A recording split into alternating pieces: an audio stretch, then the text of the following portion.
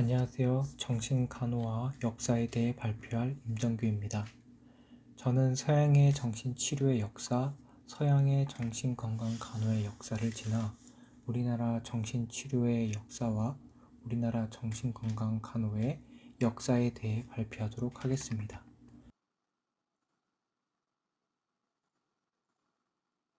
선사시대에는 모든 건강 문제를 종교적으로 해석하려는 경향이 있었고, 질환은 초인적이며 저주라 여겼습니다.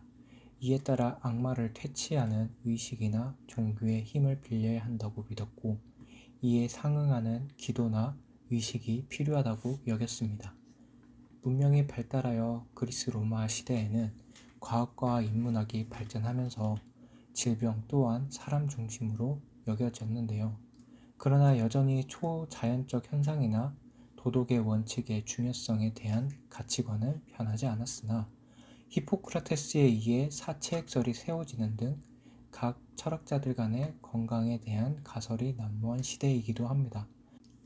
특히 로마 시대의 셀시우스는 구체적인 치료법을 제시할 만큼 정신병에 대한 관심도 컸던 시기였다고 할 수 있습니다. 그리스 시대에 비해 종교가 강조되었던 중세 시대에는 과학, 의학, 예술, 철학 등의 암흑시대를 맞이하게 됩니다. 따라서 하나의 종교가 있다는 것뿐 선사시대와 크게 다르지 않은 치료가 이루어졌습니다. 특히 정신질환자를 감금하고 구타, 고행 등의 비인륜적인 행위가 자행되고 있었습니다.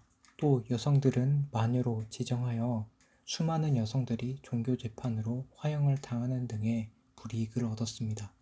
그러나 그리스 시대의 학문은 중동에 영향을 주어 중동에는 인류애적인 정신치료가 이루어지고 있었습니다. 중세시대의 전염병인 흑사병이 끝나고 종교의 시대가 막을 내리면서 예술, 건축, 과학, 의학이 전반적으로 부흥하면서 르네상스 시대로 접어들게 됩니다. 그러나 정신치료의 경험이 없던 유럽은 여전히 마술, 연금술, 점성술의 치료를 의존하게 됩니다. 또 정신질환자들은 달빛에 반응한다고 하여 루나틱이라고 하고 뜻은 미치광이라고 불리게 됩니다. 이렇게 규명되지 않은 질환은 귀신설로 설명이 되었고 17세기까지 이어졌습니다. 그러나 페라켈수스나 요한 와이어에 의해 귀신설이 후퇴하게 되고 정신질환은 생물학적, 사회적, 환경적으로 규명하려는 노력이 있었습니다. 18세기가 되면서 계몽시대로 접어들어 과학은 더욱 체계적으로 발달하게 됩니다. 귀납적 사고가 적용되어 정신질환을 종교나 전통의 굴레에 벗어나게 합니다. 또 정신질환을 다른 병과 동일시하여 과학적으로 규명해야 할 과제로 삼았으나 여전히 한계에 부딪혀 고문이 자행되었고 벤자민 러시 등은 정신질환자를 격리하였지만 환자들을 인격적으로 대우해 주었습니다. 19세기부터 과학의 비약적인 발전과 심리학의 발전으로 정신치료에 영향을 미치게 됩니다. 특히 서정정신학과 역동정신학이 양대 산맥으로 정신치료에 큰 영향을 미치게 됩니다. 역동정신학에는 프로이트를 중심으로 아들러, 칼융 등의 저명한 사람들이 등장하게 되면서 정신질환의 심리적 치료가 발전하게 됩니다. 20세기에는 컴퓨터의 발달로 CT나 EEG, 또 MRI 등의 발전으로 뇌의 구조와 기능에 대해 정밀한 관찰이 가능해져 정신질환이 생물학적 치료가 될 수 있게 도와줍니다.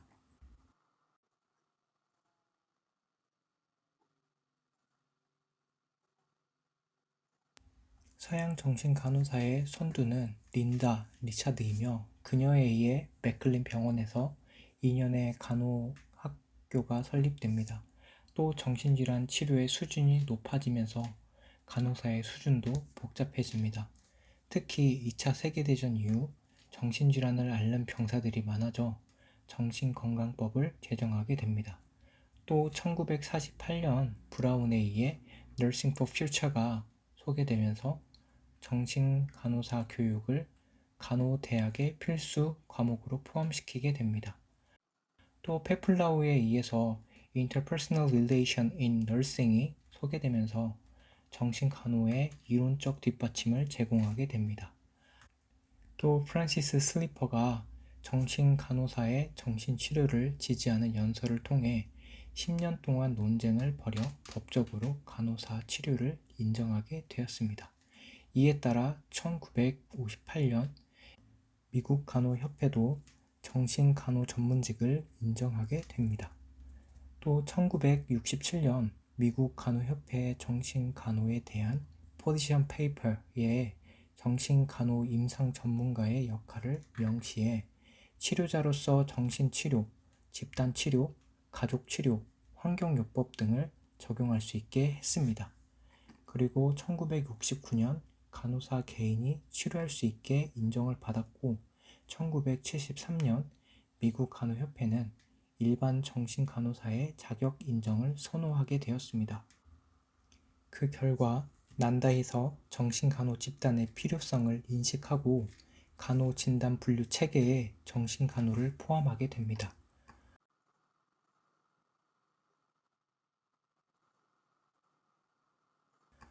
우리나라의 정신치료 역사는 서양과 비슷한 귀신설이 유력했고 초인적인 힘으로 해결하려는 행위로 굿이나 경읽기, 기도 등을 하였습니다. 문헌에 기록된 것으로 김부식의 삼국사기에 우울증이 언급되고 삼국사기의 녹지는 각간이라는 정신병을 여러 방면으로 치료했다는 언급을 합니다. 고려시대의 한약 구급방에 간질과 광기의 연관성을 나타내는 정광에 대한 기록이 있고 허준의 동의보감에는 조현병과 유사한 시숭이라는 질병을 비롯해 다양한 정신병을 기록하였습니다.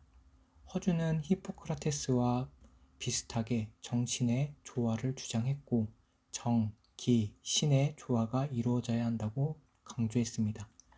조선 후기부터 왕립병원 광해원이 설립되고 후에 대한의원이 설립됨으로써 한국의 의학이 발전하게 됩니다. 이곳에서 일본인들에 의해 정신병학 강의가 실시된 기록이 있습니다. 1917년에 세브란스 의학 전문 학교에서 정신질환 강의가 시작되게 되며 1923년에는 정신병실을 설치를 하고 정신병원으로 청량리 뇌병원이 설립이 됩니다. 광복 이후 미 군정하에 전국의 의과대학과 부속병원에 신경정신과가 설치되고 1962년 보건복지부 산하 국립정신병원이 설립됩니다. 1995년 정신사회재활협회가 설립이 되고 2000년에 정신건강전문요원의회가 발족되어 이 협회에 정신간호사, 정신건강사회복지사, 정신건강임상병리사가 가입하게 됩니다.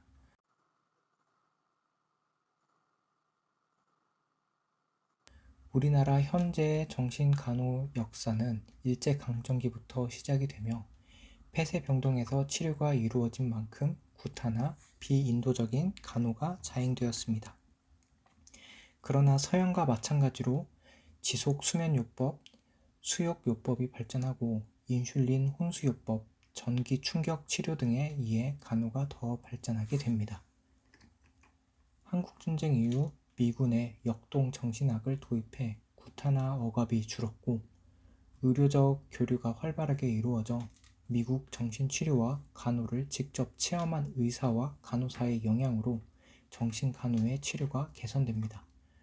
교육과정의 역사로 1927년 경성제국대학 부속병원 간호부 양성소가 처음 정신과학 내용을 가르쳤고 1932년 세브란스 병원에서 정신간호학이 포함된 교육을 했으며 1950년에 정신과학과 정신간호학 과목이 분리됩니다.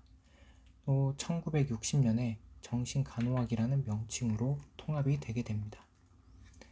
현재 정신간호사의 자격으로 2급 전문 간호사는 간호사 면허 소지자가 수련기간에서 150시간의 이론, 임상 850시간을 이수한 자로 보건복지부 장관으로부터 정신간호사 2급 자격증을 받을 수 있습니다.